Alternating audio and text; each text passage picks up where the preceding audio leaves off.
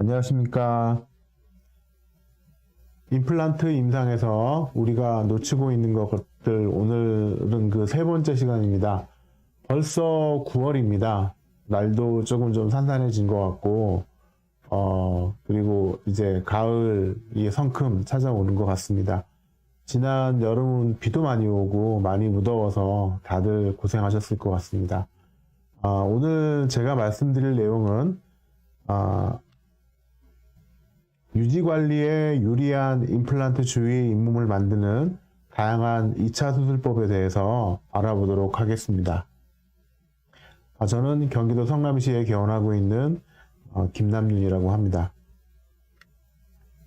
지난 시간에 우리가 제일 먼저 임플란트 환자의 진단, 환자 분석, 평가, 언제 CBCT를 찍고 언제 임상사진을 이제 찍어서 환자를 좀 더 섬세하고 깊이 있게 봐야 된다는 그런 말씀을 드렸고요.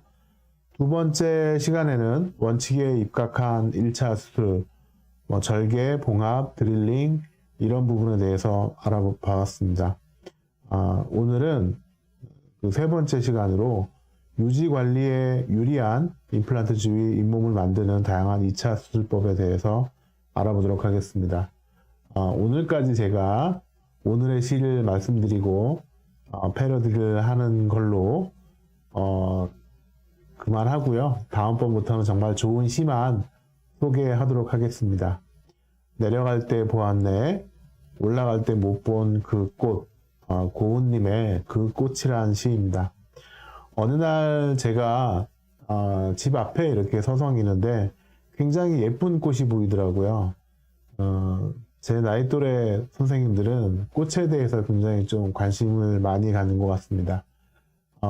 제가 네오포럼 방에서도 안희용 선생님의 그 멋진 사진들이나 또 하재주 선생님의 그 아름다운 수목원의 풍경을 보면서 아침마다 힐링을 하고 있습니다. 그래서 이제 눈에 보이는 건 이렇게 큰 꽃만 보이는데 사실 그 주변에는 굉장히 많은 꽃들이 있더라고요. 굉장히 좀 작은 꽃들도 있고, 그 큰 꽃만 보이는 게 아니라 자세히 보니까 또 작은 꽃들도 보이고 그 꽃들이 비가 오고 난 이후에는 또 굉장히 많이 펴 있는 것을 보았습니다. 오늘의 시 패러디는 이렇게 한번 해봤습니다. 2차 수술할 때 보았네, 1차 수술할 때 사라진 잇몸. 네, 잇몸을 잘 만드는 게 정말 중요하죠. 그래서 오늘은 여기에 대해서 주로 알아보도록 하겠습니다. 우리가 임플란트 수술할 때 보통 이제 최근에는 일회법 수술을 굉장히 많이 하시죠. 난썰머지라고 하는데요. 예전에는 통상적으로 이회법 수술을 했었습니다. 그걸 이제 또 서브머지라고 하죠. 어떨 때 난썰머지를 하느냐? 보통 초기 고정이 안정적일 때 하고요. 그리고 각하치은이 충분할 때 우리가 일회법 수술을 고려합니다. 그리고 이제 발티득시 임플란트에 프라이머리 클로저를 만들기 힘들 때 주로 힐링 어버트먼트를 올려서 일회법 수술을 하기도 하고요. 또 트랜스뮤코자 GBR 할 때도 우리가 난서브머지 하고 일회법 수술을 합니다. 볼륨을 많이 만들고 그리고 잇몸도 좀 많이 만들고 할 때 또 트랜스뮤코자 GBR을 계획을 하기도 합니다. 반면에 이회법 수술은 어떨 때 하냐 하면 초기 고정이 좀 불안할 때, 뭐 한 10뉴턴 이하일 때 내지는 15뉴턴일 때 그 정도에 하고요. D4번에서 주로 이제 우리가 이회법 수술을 많이 고려를 하죠. 그리고 각하치은이 부족해서 뭔가를 좀 만들어야겠다, 이걸 땡겨서 꼬매면 나중에 문제가 좀 생기겠다 하는 케이스에서도 썰머지 시키고 편하게 2차 수술하면서 잇몸을 만들어주기도 합니다. 또한 이제 힐드릭지에서 우리가 지연식 립 타입 4 임플란트 플레이스먼트를 할 때 보통 이제 그 알베올라 뮤코자가 위로 코로나 쪽으로 많이 위로 올라온 상황이고, 이런 상황에서 임플란트 식립을 하다 보면 우리가 썰머지하고 또 2차 수술을 하면서 잇몸을 만들어 주기도 합니다. 그리고 이제 광범위한 GBR이나 뭐 ARP나 이런 걸 했을 때 프라이머리 클로저를 시켜주기 위해서 우리가 또 이해법 수술을 고려하기도 합니다. 최근에 저는 이제 또 이렇게 하기도 하는데요. 뭐 여러 번의 국소 마취가 좀 부담스러운 환자, 특히나 이제 고령 환자분들 같은 경우에는 2차 수술까지 같이 진행하자 그러면 조금 좀 마취가 부담이 되고 드시는 약도 많아서 좀 한 번에 끝낼 수 있으면 좋겠다라고 생각하시는 분들, 그리고 이제 전신질환 환자, 뭐 항응고제를 끊을 수 없는 뭐 심한 뇌경색이나 그런 질환들을 갖고 있는 그런 환자분들, 3일 이상 끊으면 안 돼요 하시는 환자분들도 가끔 이제 보게 됩니다. 그럴 경우에는 이제 난썰머지를 먼저 고려하게 되죠. 이때 제가 이제 그 실패 케이스를 많이 분석을 하는 그런 입장인데요. 그 입장에서 봤을 때는 이래법 수술을 하면서 너무 잇몸 위로 많이 올라오는 그런 힐링 어버트먼트를 사용을 하시게 되면 아무래도 환자분들이 좀 혀에 걸리거나 혀가 밀어내는 힘이 생각보다 굉장히 좀 셉니다. 혀가 밀어내거나 또 이상한 물질이 입안에 들어와 있어서 또 이제 그런 게 좀 걸리적거린다든지, 내지는 이제 플리퍼 덴처나 템포러리 덴처를 쓰면서 계속 프리로딩을 받는다든지 그런 경우가 있어서 저는 가급적 이래법 수술을 할 때 잇몸 위로 한 1, 2mm 정도, 맥시멈 2mm, 1mm 혹은 뭐 이퀴 진지발로 이렇게 올라오는 힐링 어버트먼트 사용하는 걸 제가 하고 있고 또 추천을 드립니다. 또 썰머지 할 때는요, 이제 부족한 골량 때문에 광범위한 GBR, 뭐 ARP, 치료제 보존술이나 치료제 증강술을 했던 환자분들, 그리고 저는 요즘에 제가 좀 그 평범한 케이스가 없어서 그런지 몰라도 저는 썰머지 하는 경우가 좀 늘었습니다.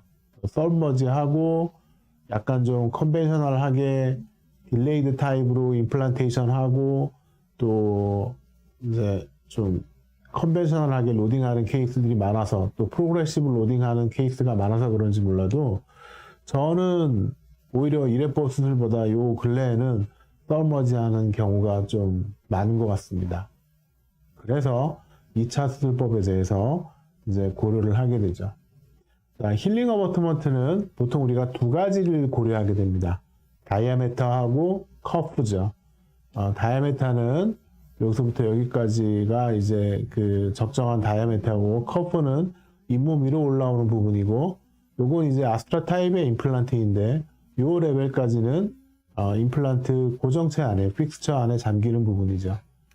이 그림처럼 위로 많이 올라오게 만들지는 마시고, 또 여기 이렇게 그 턱이진 부분이 많이 걸리거나 하면 이 부분 때문에 여기에서 이 방향으로 측방압이 이제 오세오 인테그레이션이 완전히 일어나기 전에 측방압이 가해지거나 계속 혀로 민다거나 뭐 내지는 위에서 이제 프리로딩이 된다거나 하면 early failure가 될 가능성이 높아진다라는 겁니다. 저는 뭐 4.8부터 6.8까지 주로 이제 많이 사용을 하는데요. 요게 약간 좀 다릅니다. 그래서 요걸 하나 좀 말씀을 드리고 넘어가려고 하는데, 이 그 힐링 어버트먼트 다이아미터가 어버트먼트의 다이아미터보다 0.3mm 정도씩 조금 좀 더 사이즈가 큽니다. 그 이유가 뭘까요? 힐링 어버트먼트를 넣어서 약간 좀 잇몸을 넓힌 다음에 그 다음에 어버트먼트가 다이아미터가 0.3mm 적은 게 들어가면 통증이 적어요. 거의 없어요. 그런데 힐링 어버트먼트하고 어버트먼트가 같은 사이즈거나 아니면은 힐링 어버트먼트의 다이아미터보다 어버트먼트의 다이아미터가 더 커지게 되면 들어갈 때 상당히 통증을 느낍니다. 그때는 거의 뭐 마취를 하지 않으면 환자분들이 악 하면서 일어나는 그런 경우가 생길 수 있어요. 그래서 요거는 이제 다른 회사 라인업은 잘 모르겠지만 이 네오바이오텍의 그 라인업은 힐링 어버트먼트가 어버트먼트 사이즈보다 한 0.3mm씩은 더 크다라고 생각하고 계시면 되겠습니다. 잇몸의 커프는 2mm부터 6mm까지가 있는데요. 최근에 아스트라 타입의 임플란트들을, 즉 IS 타입을 깊이 식립하시는 선생님들이 좀 너무 좀 아주 그 커프가 높은 그런 어버트먼트를 만들어 달라고 이렇게 간혹 가다가 말씀하시는 걸 이제 좀 들어봤는데, 또 저는 또 6mm 정도까지면, 잇몸 높이가 6mm 정도까지면 충분히 커버할 수 있다고 생각을 합니다. 너무 깊이 식립을 해서 뭐 9mm, 뭐 10mm까지 이렇게 올리는 건 나중에 임플란트 크라운과 픽스처의 그 비율이 안 좋아지게 될 염려가 있으니까, 뭐 그렇다고 해서 장기적인 관점에서 봤을 때 그게 큰 문제를 일으키느냐 그런 건 아니지만, 너무 깊이 심어가지고 아주 높이가 높은, 잇몸 높이가 높은 그런 어버터먼트를 요하지 않도록 그렇게 좀 임플란트 식립할 때부터 여러 가지 계획을 해야 될 것 같습니다. 그래서 치유 지대주 힐링 어버터먼트 같은 경우에는 치아의 크기와 대합치의 공간도 고려해가면서 선택을 하시는 게 좋고요. 그리고 아까도 말씀드렸지만 잇몸 위로 1, 2mm, 맥시멈 2mm 내지는 2키 정도로 노출되도록 길이를 선택하시는 게 좋고, 또 1.2 헥스 드라이버를 사용해서 너무 이렇게 꽉 조이지 마시고 10N 정도의 적절한 힘으로 체결하시는 게 좋겠고요. 저 같은 경우에는 소구치에서는 다이아미터 5.5 그리고 대구치에서는 6.0 혹은 아주 치아 사이즈가 크다 그러면 6.8 정도를 가장 자주 사용하는 그런 그 다이아미터가 될 것 같고요. 커프는 4, 5, 6 정도를 가장 많이 사용을 합니다. 그리고 대구치 발즈 케이스에서 때때로 다이아미터 8에 잇몸 높이가 3이나 5 정도가 필요할 경우도 있습니다. 네, 2차 수술 방법은 크게 이제 두 가지로 나눠서 말씀을 드리고, 또 후반부에 또 두 가지로 더 나뉘어가지고 말씀드릴 텐데요. 일단은 충분한 각화치은이 있을 경우와 그렇지 않을 경우를 좀 나눠서 생각해 볼 수 있습니다. 충분한 각화치은이 있을 경우에 뭐 여러분들 잘 아시는 펀치나 또 세미루나로 반달 모양으로 잇몸을 잘라내서 맞추는 그런 세미루나 익시전 방법이 있겠고, 또 팔라치 테크닉, 팔라치 테크닉은 전치부에서 하시면 안 되고요. 꼭 상하 구치부에서 해주시는 게 좋고, 또 상하 구치부에서도 이걸 돌렸을 때 아주 충분한 각화치은이 있는지 없는지를 먼저 생각을 하신 다음에 팔라치 테크닉을 하시는 게 좋습니다. 아무 생각 없이 멋지게 팔라치 테크닉 돌리다가 이 상하 구치부에서 FGG를 한 케이스가 저도 몇 케이스 있었습니다. 자, 그리고 이제 각화치은이 부족할 경우에 전층 근단 변이 판막술, 풀 스크니스 에이피칼리 포지션드 플랩이 있겠고요. 또 루이 버튼이란 테크닉, 아주 간편하게 링골라이즈드 인시전을 해서 아래로 내리고 이렇게 힐링 어버트먼트 위에 끼는 루이 버튼 같은 것도 있을 수 있겠고요. 또 부분층 근단 변이 판막술을 할 경우도 있겠고, 또 그런 근단 변이 판막술과 부분층으로 했을 때 FGG가 같이 하는 경우도 있겠고요. 유리치은 이식술을. 그 다음에 뭐 그 하악의 구치부에서 모디파이드 에들란 메이어 테크닉을 사용하기도 합니다. 근데 좀 테크닉적으로 그 모디파이드 에들란 메이어 테크닉이 좀 쉽지가 않아서 저도 선뜻 하기는 좀 그렇고요. 저는 오늘 주로 APF 정도로 많이 좀 보여드릴까 합니다. 티슈 펀치 다 아시겠지만 그 네로우 와이드, 4.5 와이드, 5.0 와이드 이렇게 네 가지 타입의 티슈 펀치가 있어서 적절한 위치에다가 구멍을 뚫어서 임플란트를 바로 이렇게 플랫미스로 심기도 하고요. 그리고 세컨 서저리도 미리 우리가 아주 잇몸이 얇아서 이 힐링 어버트먼트가 어느 위치로 들어가야 되는지 미리 파악이 가능하다 그러면 티슈 펀치로도 세컨 서저리가 될 수 있겠고, 또 상악 전치부에서 티슈 펀치하면 상당히 좀 예쁜 파필라를 얻을 수 있어서 상악 전치부에서도 프라이머리 클로저 시켰을 때 티슈 펀치를 세컨 서저리를 하기도 합니다. 세미루나 익시전은 충분한 각하치은이 있을 때 보통 시행을 합니다. 상악 구치부나 하악 구치부에서 링걸라이즈드 인시전 혹은 팔라탈의 치우친 인시전을 한 다음에 그 다음에 이제 힐링 어버트먼트 체결을 하고 반달 모양으로 잘라내는 건데요. 그걸 도해로 보면 이렇게 되겠죠. 이렇게 팔라탈 쪽에 인시전을 넣고 그 다음에 여기 크레비큘라 인시전을 이렇게 넣고요. 여기 리모트 인시전에 버티칼을 약간 넣어야만 이걸 이렇게 내렸다가 위로 당길 수가 있겠죠. 요 팔라탈이나 아니면은 링걸라이즈드 인시전은 우리가 들어갈 힐링 어버트먼트의 팔라탈 경계부에 맞춰서 미리 짐작해서 인시전을 합니다. 그리고 이 세미루나 형태로 잘라내는 거는 우리가 미리 이제 어떤 소구치 같은 경우에는 5.5, 대구치 같은 경우에는 뭐 6.0이나 6.8까지 치아 사이즈에 따라 다르겠지만 주로 5.5나 뭐 6.0, 그 다음에 6.8 정도 힐링 어버트먼트의 지름과 같은 크기로 세미루나 형태로 이렇게 잘라냅니다.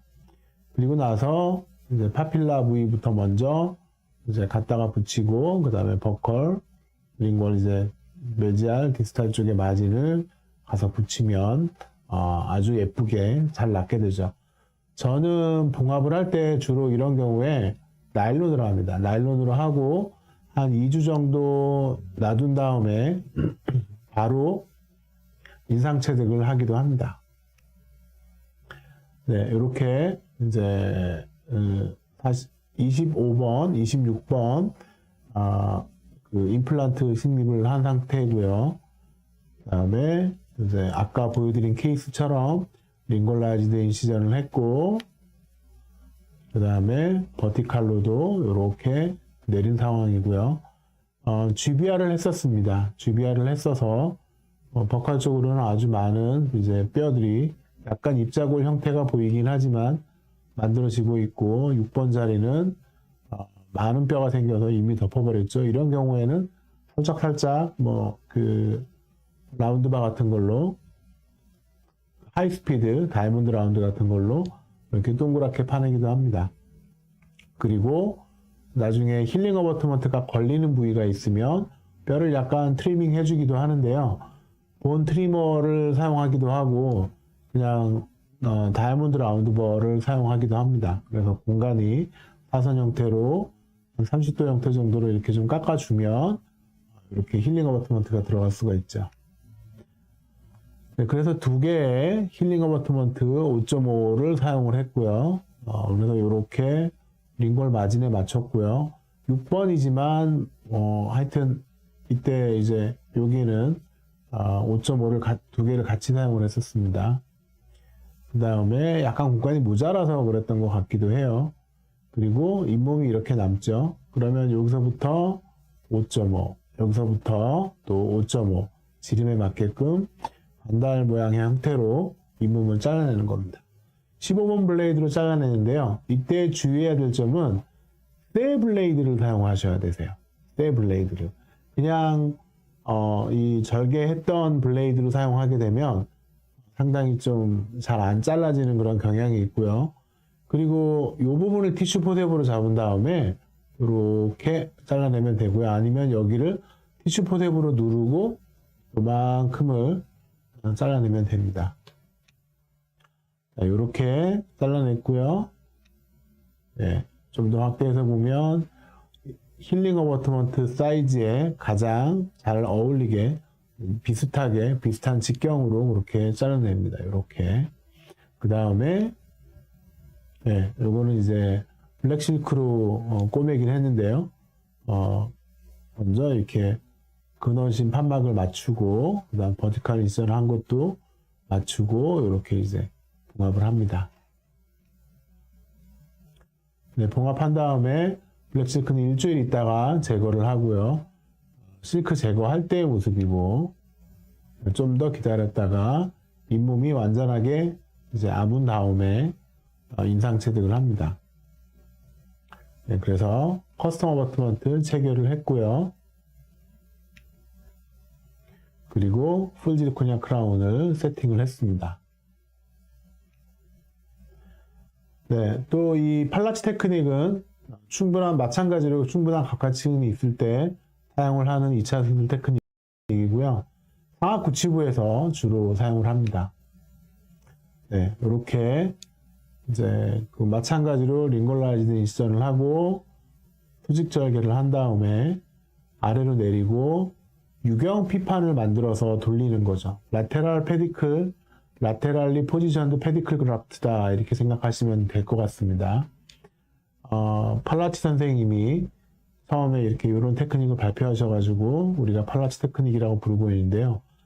여기에 이제 이렇게 인시전을 해가지고 돌리는 거는 어떠한 방향으로 해도 상관이 없습니다.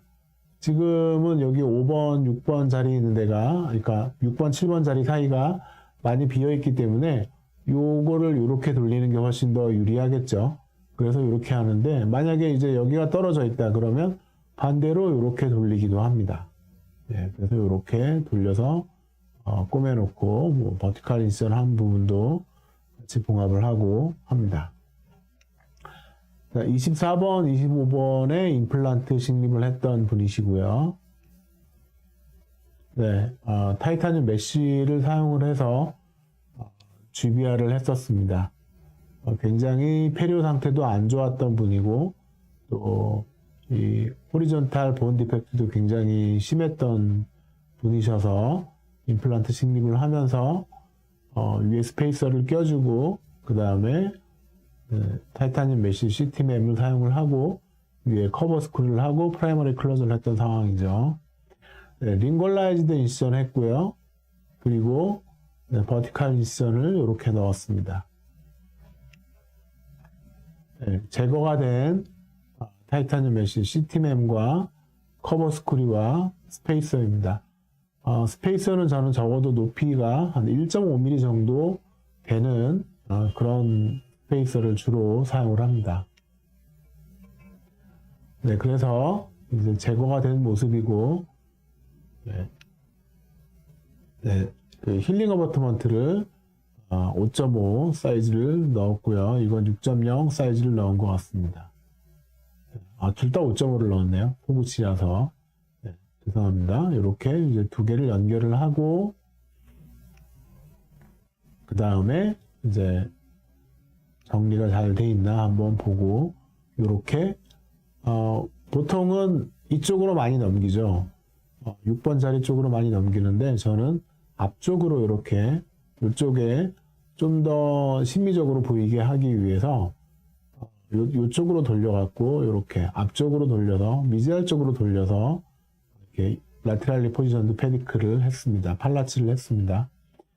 이때 여기서부터 여기까지의 그 잘라내는 지점이 이 마찬가지로 힐링 어버트먼트의 지름과 거의 비슷해야만 이렇게 예쁘게 돌아갑니다.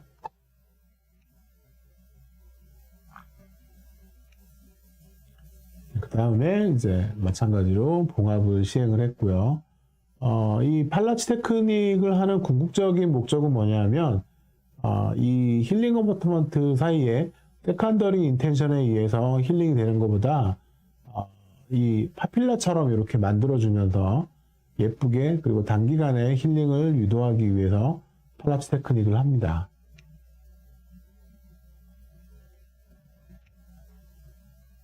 네, 그리고 이제 봉합사 제거할 때 모습이고요. 네, 그리고 P캡 임프레션 코핑을 연결하고 플라스틱 캡을 연결한 다음에 인상 체득을 하였습니다. 네, 바깥에서 본 모습이고요. 네, 그리고 나서 이제 그 힐링이 어느 정도 더 이루어진 다음에 커스텀 어버트먼트 체결을 했고요. 그리고 보철물을 딜리버리 했습니다. 네. 그리고 이제 리콜해서 봤을 때 모습이고요. 네, 잇몸의 두께나 최소한의 이 각화치은을 갖고 있는 상태가 잘 유지가 되고 계셨습니다. 네, 그리고 이제 부족한 각화치은일 때 우리가 주로 근단변이 판막술, 에피칼리 포지션드 플랩을 이제 많이 한다고 말씀드렸는데요. 임플란트 주위에 적절한 각화치은의 폭은 어느 정도가 되냐? 보통 한 2mm 이상이면 된다라고 생각을 하고 있습니다. 자연치에서 그렇고요. 2mm 이상이라도 이 파켓탭스가 임플란트 주변에는 굉장히 깊기 때문에 좀 더 이거 2mm 이상은 자연치에서 주로 2mm 이상이라고 얘기를 하고 있고요. 훨씬 더 그거보다는 좀 더 많이 형성해 주는 게 장기간으로 봤을 때는 훨씬 더 좋을 것 같습니다. 그리고 이제 치아 상실 후에 올라온 알베올라 미코자를 다시 에피칼로 내려줘서 베스티뷸를 형성을 해줘서 오랄 하이진이 잘 될 수 있게 그렇게 도와주기도 합니다. 최근에 저는 이제 각화치은이 없어도 베스티뷸이 깊으면 셀프 클렌징이 잘 되기 때문에 큰 문제는 없다라고 생각을 하는데요. 그만큼 이 베스티뷸를 잘 형성해 주는 게 정말 중요한 팩터라고 생각이 되고 있습니다. 제가 알고 있기로는 아마 논문이 2016년도에 하나 알고 있는데요. 베스티뷸의 깊이가 임플란트 주위 조직의 건강도와 밀접한 관련이 있다라는 거는 하나가 나왔는데 그 논문에서도 좀 아쉽게 얘기하는 게 뭐냐면 수술하기 전에 베스티뷸의 깊이를 정확하게 측정할 수가 없었다. 그래서 명확하게 비교하는 거는 좀 힘들었다 이렇게 얘기를 하고 있습니다. 그러나 2002년도에 이제 정철웅 선생님이 쓰신 책 GBR and Periimplantitis라는 책을 보시면 4개로 구분해 놨는데 각화치은이 있고 없고와 또 베스티뷸의 깊이가 구강 전정의 깊이가 깊은 것과 낮은 것 이렇게 4가지로 분류를 해놨는데 뭔가 우리가 개입을 해야 될 때는 임플란트 주변에 각화 조직도 적고 베스티뷸의 깊이도 낮아서 구강 위생에 많이 좀 애로사항이 있을 경우에 우리가 임플란트 주위 잇몸을 수술을 해서 유리치은 이식술을 한다든지 그렇게 바꿔줘야 한다라고 얘기를 하고 있었는데 지금 생각해보면 굉장히 좀 편견지명이 있지 않았나 이렇게 생각이 듭니다. 또한 이제 1차 수술에서 치조 점막이 당겨진 것을 보상하고 또 구강 전정이 얕아진 것을 좀 수정을 해주고 주로 하악에서 근단변이 판막술을 많이 합니다. 이렇게 이제 또 링골라이즈드 인시전을 하고요. 버티칼 인시전을 미콘지바 정션까지 해주죠. 그 다음에 아래로 내려서 융합을 해줍니다. 이렇게 하면 이 부위는 이제 세컨더리 인텐션에 의해서 힐링이 되는 거죠. 하지만 구강 전정을 좀 더 깊게 해주고 그리고 이 임플란트 주변에 각화치은을 좀 통증이 있더라도 잘 만들어주는 그런 역할을 하게 됩니다. 이런 식의 이제 2차 수술을 하게 되면 반드시 이쪽에 팩을 좀 붙여서 팩을 한 2주 정도 저는 이제 하기도 하는데요. 팩을 붙여서 좀 자극이 좀 덜 가도록 해주시면 훨씬 더 치유에는 많이 도움이 되고 환자분의 불편감을 많이 낮출 수가 있습니다. 네, 다음과 같은 케이스가 있는데요. 이 환자분은 엔도 문제로 발치를 했던 젊은 남자 환자분이신데 어떤 경우에선지 모르겠지만 이제 뼈가 잘 안 생겼어요. 그래서 이 버칼 쪽에 디펙트가 굉장히 심했던 환자분입니다. 그래서 마찬가지로 이 환자도 CTMM, 타이타늄 메쉬 사용해서 GBR을 했던 환자분이신데요. 네, 이제 인시전 디자인을 좀 더 자세하게 보여드리자면 링골라이즈드 인시전을 하는데 최소 3-4mm 이상의 각화치은을 갖고 있는 상황이어야 되고 여기서도 지금 미콘지바 정션을 그려보면 이렇게 위로 올라왔다가 이렇게 내려가는 그런 상황이죠. 네. 그렇게 인시전을 시행하고 위에 있는 시티맵을 제거하고 그 다음에 힐링 어버트먼트를 연결을 해줬습니다. 네, 그리고 나서 이 호리존탈 매트리스 슈처로 여기 아래다가 힐링 어버트먼트 아래다가 딱 이렇게 넣어놨고요. 그 다음에 버티컬 인시전 했던 부위에 봉합을 시행했습니다.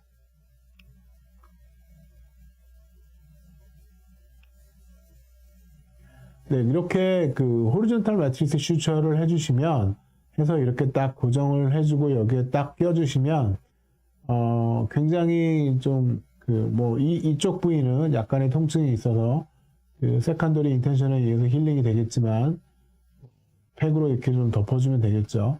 그 상황에서 이 뮤코진지바 정션도 아래 내려가는 게 잘 내려가고 이게 약간 좀 두꺼운 조직이 위로 올라올 때가 많아요. 근데 그것도 좀 잡아주는 그런 역할을 하기도 합니다. 네, 봉합사를 제거하고 치유가 어느 정도 일어난 후의 모습이고요. 네, 바깥쪽에서 보면 뮤코진지발 정션이 치은 치료 점막 경계 부위가 이렇게 이제 하나의 라인으로 연결되는 걸 확인할 수가 있습니다. 그리고 아주 옛날에 했던 케이스였기 때문에 PFM으로 부처를 마무리를 했었습니다. 네, 그리고 이 환자분은 이제 4번, 5번, 7번 쪽에 ARP를 한 이후에 그 다음에 임플란트 식립을 하면서 또 GBR을 했고 두세 번 이렇게 당기는 바람에 이 알베올라 뮤코자가 많이 위로 올라와 있는 상황이죠. 치조제도 굉장히 얇고 또 딘바이오 타입 환자분이셨습니다. 4번, 5번, 7번 부위를 대략 짐작을 해서 이렇게 링골라이즈드 인시전을 했고요. 그리고 네, 힐링 어버트먼트 연결을 했고요. 그 다음에 이제 전층 근단변이 판막술을 이렇게 아래로 시행을 했습니다. 그리고 이제 나일론으로 꼬매놨죠. 전층 근단변이 판막술을 하더라도 약간 좀 너무 많이 벌어지지 않게 세컨더리 인텐션이 되지 않게 아래다가 힐링 어버트먼트 바깥쪽으로 이렇게 버칼 쪽에 잇몸을 집어넣고 꼬매면 이렇게 거의 프라이머리 클로저에 가깝게 우리가 봉합을 할 수가 있습니다. 그리고 요 이제 아랫부분은 이제 X자 봉합을 해서 타이트하게 긴밀하게 프라이머리 클로저를 해줬고요.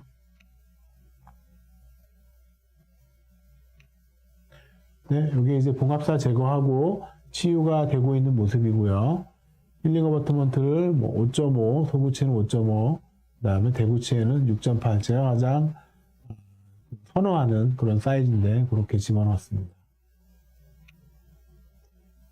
네, 그리고 완전하게 치유가 일어난 이후에 임상체득하고 커스텀 어버트먼트를 넣고 네, 보철물을 4유닛 브릿지로 만들어 드렸습니다. 네, 아까 이제 이런 전층 근단변이 판막술을 할 때 여기는 지금 5.5 커프가 5.0에 다이아미터 5.5가 들어가긴 했는데 약간 좀 사이즈가 작아요, 그죠? 이때 6.8 정도 집어넣었으면 훨씬 더 좋았을 뻔했는데 이런 더 큰 사이즈를 집어넣는 경우에는 이게 위로 올라오는 경우가 많이 있습니다. 그때 이제 유용하게 쓸 수 있는 봉합 방법이 플랫 폴딩 슈처라고 해서 키 오브 임플란트에 나오는 건데요. 요 지금 그림은 박정철 교수님 페이스북에서 가져왔습니다. 앞쪽에서 이렇게 들어갔다가 나온 다음에 뒤에 이렇게 돌려서 이렇게 다시 나와갖고 꼬매는 방법인데요. 그렇게 되면 요 버컬 쪽 플랩이 요 아래 가서 이렇게 딱 붙게 되거든요. 그래서 이렇게 플랫 폴딩 슈처하는 방법을 이제 키 오브 임플란트에서 소개하고 있는데 저는 여기를 딴 다음에 이렇게 넣지 않고 그냥 여기서 다시 한번 피규어 8으로 잡아서 넣으면 앞에도 잡아주고 버칼 쪽 플랩도 잡아주고 팔라탈 쪽 혹은 링궐 쪽 플랩도 잡아줍니다. 이렇게 넣어서 다시 여기서 피겨 8으로 들어가서 매듭을 만들면요. 그래서 방금 전에 봤던 이 케이스를 그런 식으로 이렇게 봉합을 했습니다. 이쪽으로 따가지고 다시 여기서 따가지고 피겨 8으로 이렇게 봉합을 해 놓은 거죠. 이렇게 따서 이렇게 집어넣어 가지고 피겨 8으로 해요. 그렇게 되면 이 바깥쪽 플랩이 위로 올라오지 않고 힐링 어버트먼트에 이렇게 딱 붙게 됩니다.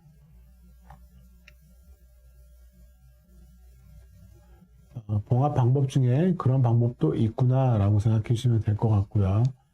네, 어느 정도 치유가 된 다음에 약간 더 큰 사이즈의 힐링 어버트먼트로 교체를 했습니다.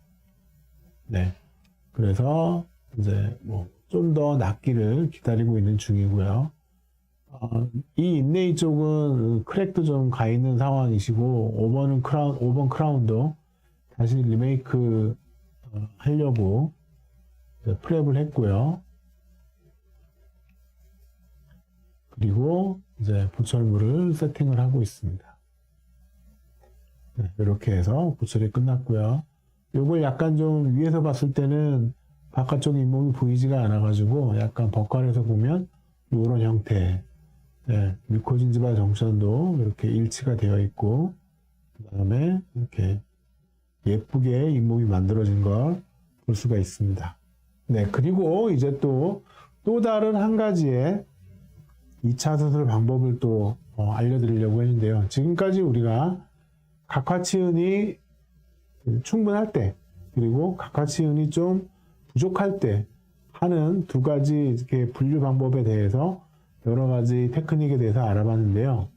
지금부터 말씀드릴 내용은 연조직 볼륨을 심미적인 이유로 증가해야 될 경우 보통 우리가 이제 커넥티브 티슈 그라프트를 많이 생각을 하죠.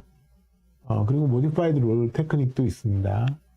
그리고 또 한 가지는 상하구치부처럼 연조직이 너무 두꺼워요. 이럴 경우에 할 수 있는 2차 수술 테크닉이 뭐가 있을까? 또 1차 수술을 하면서도 우리가 이걸 응용할 수가 있겠죠. 네.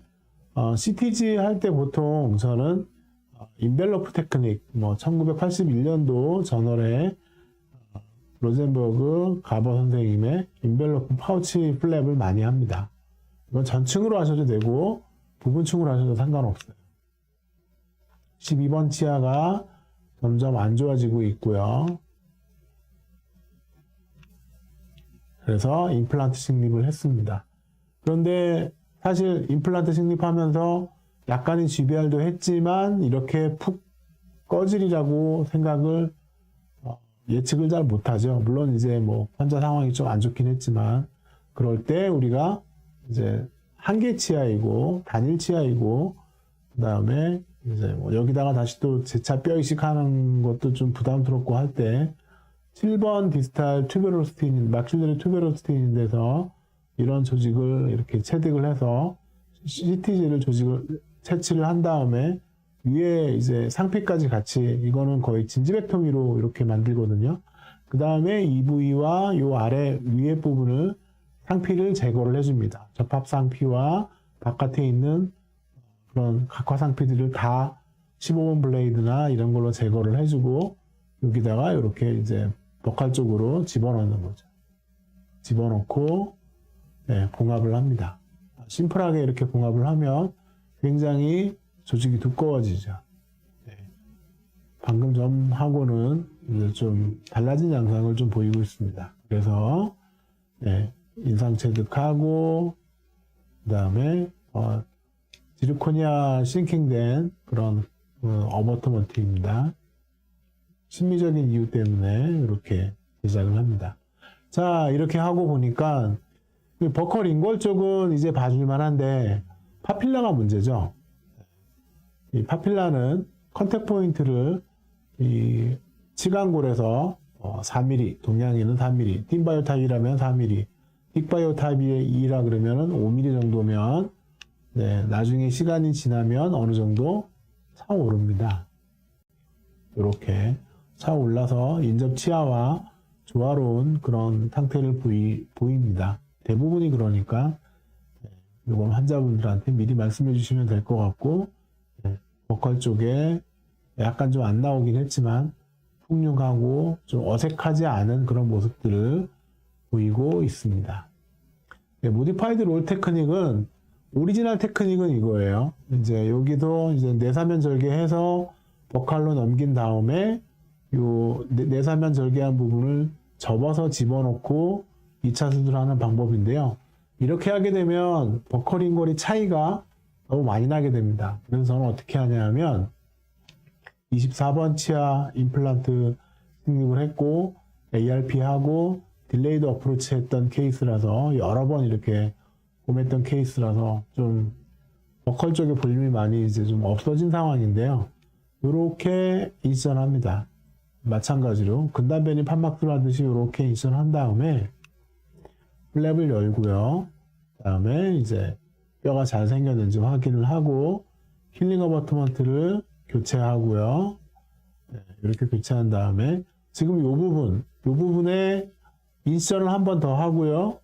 여기 이 부분을 디에피셀라이제이션 합니다. 이렇게 이 부분까지 디에피를 한 다음에 근데 여기에 인션을 할 때 약간 세미루나 형태로 이렇게 인션을 하면서 여기를 디에피를 합니다. 그걸 좀 자세히 보시면 이렇게 되어 있는 거죠. 이렇게 세미루나 형태로 이렇게 인션을 하고 위에를 디에피를 합니다. 그 다음에 얘를 접어서 넣는 거죠. 그러면 버컬과 팔라탈의 볼륨에 큰 차이가 발생하지는 않습니다. 이렇게 세미루나 형태로 접어서 집어넣고 봉합은 아까 보여드린 대로 플랫 폴딩 슈처를 피규어 8으로 돌려서 여기다가 바깥쪽으로 넣고 버티컬 인션 한쪽을 봉합을 하거나 합니다. 네, 그러면 이제 이렇게 조직이 바깥쪽으로 많이 남게 되죠. 아주 두툼한 볼륨을 만들 수가 있습니다.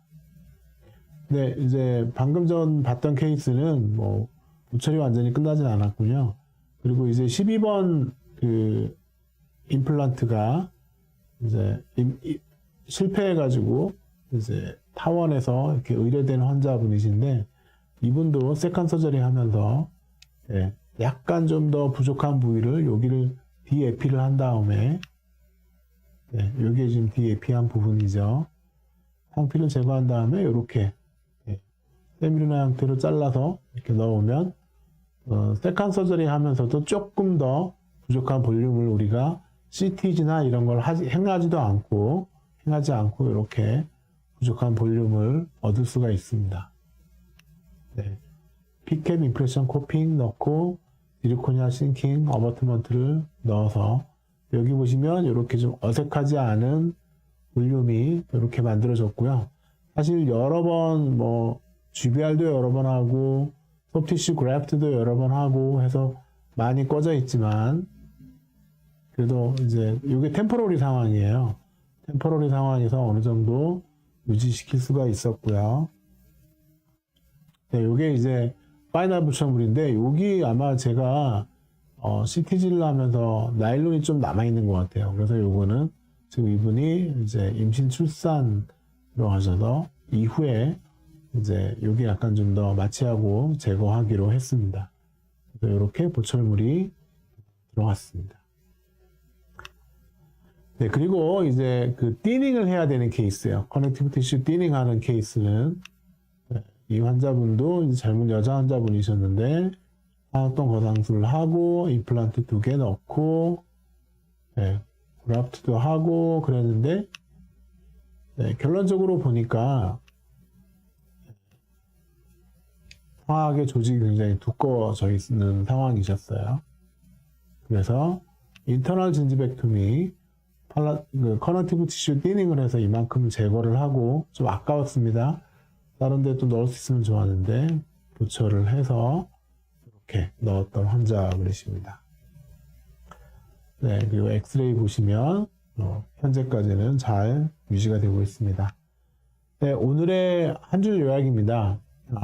상황에 맞는 2차 수술 방법을 찾아서 임플란트 주위에 적절한 각과치움과 또 이 몸의 볼륨을 형성해 주는 것은 장기적인 유지 관리에 있어서 분명 도움이 될 것 같습니다. 네, 다음 주에는 제가 임플란트 임상에서 우리가 놓치고 있는 것들 네 번째 시간으로 장기적인 관점에서의 성공적인 GBR 우리가 어떻게 해야 하나 이런 부분에 대해서 골리식제 차단막 위주로 한번 리뷰를 좀 해보는 시간을 갖도록 하겠습니다. 수고 많으셨습니다. 즐거운 점심시간 되시고 오후 진료 또 즐겁게 하시길 바랍니다. 감사합니다.